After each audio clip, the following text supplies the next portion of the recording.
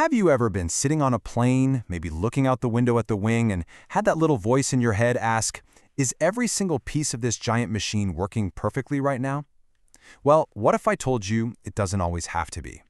Today, we're pulling back the curtain on the official rulebook that keeps planes flying safely even when they're not 100% perfect. Let's dive in. All right, let's just get right to the big question, the one that might make you grip your armrests a little tighter.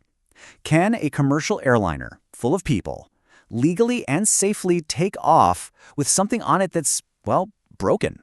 The answer, believe it or not, is yes. But wait, before you start getting nervous, this isn't some scary loophole in the system. Actually, it's the total opposite. It's proof of just how robust and realistic our aviation safety system really is. So how on earth is that possible? How can an aircraft take to the skies with a known issue? Well, it all comes down to a super detailed system of strict rules and very, very careful management. Now, this has nothing to do with ignoring problems or cutting corners. This is all about a highly structured set of regulations overseen in India by the Directorate General of Civil Aviation, the DGCA. It's a framework that ensures any inoperative part is assessed, managed, and tracked with incredible precision, all to keep every single flight safe. To really get how this all works, we've got to look at two really important documents. They sound kind of similar, but they have very different jobs. Let's break them down. Okay, first up you have the MML. That's the Master Minimum Equipment List. Think of this as the original master template created by the folks who actually built the airplane. We're talking Boeing, Airbus, you name it. They know the plane inside and out, and they create this list of items that, thanks to backups and redundancies, can be temporarily out of service without affecting safety one bit. Now, each airline takes that master list and uses it to create their own version, and that's called the MEL, the Minimum Equipment List. This becomes the airline's day-to-day rulebook, customized for their specific fleet and the routes they fly. And here's the crucial part.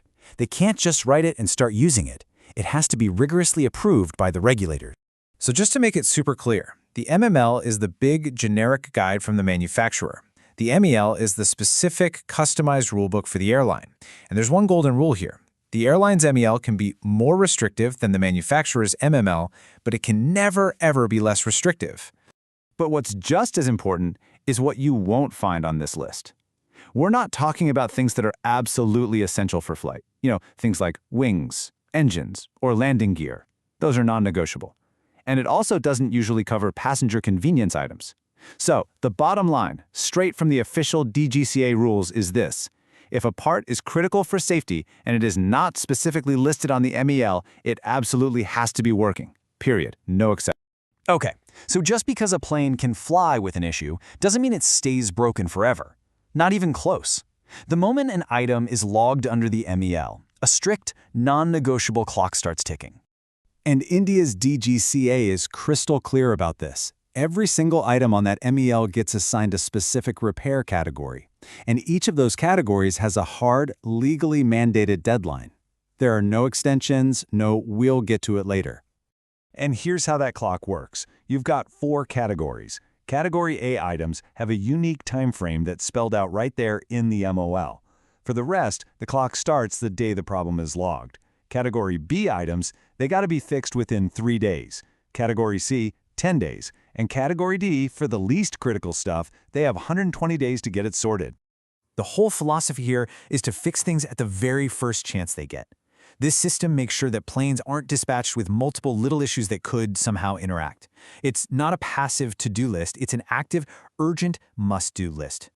So who signs off on all this? I mean, an airline can't just create its own MEL in a back room and start flying, right? Absolutely not.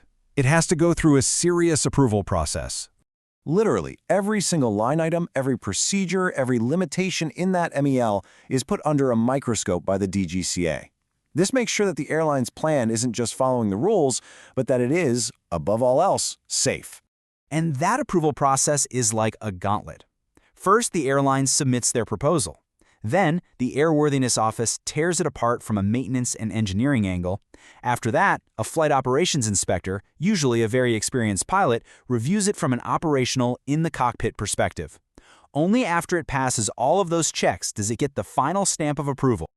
But even with this incredibly detailed book of rules, the system has one more crucial, and I mean crucial, layer of safety.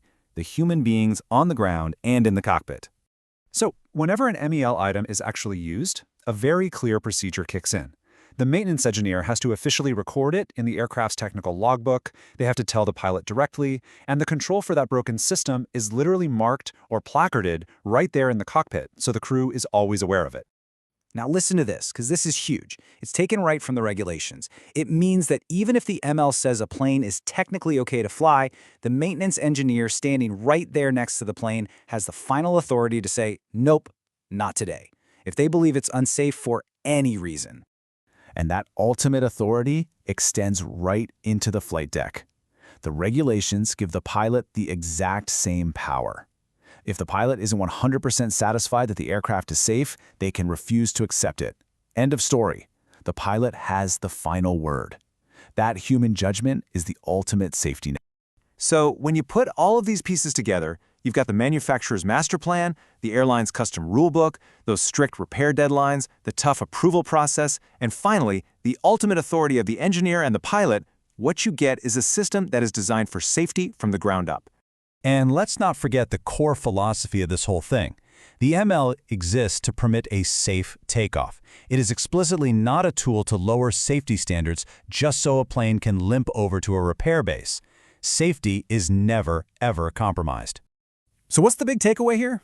That list of things that are allowed to be temporarily broken isn't a weakness. It's actually powerful evidence of a deeply thought-out safety system, one that anticipates real-world issues and manages them with layers of redundancy, human oversight, and those strict non-negotiable deadlines. So next time you fly, think about this. The fact that aviation has such a complex, detailed plan for what to do when things aren't perfect is exactly what makes the entire system so incredibly safe. In a strange way, this long list of what can be broken is precisely what proves that the system isn't.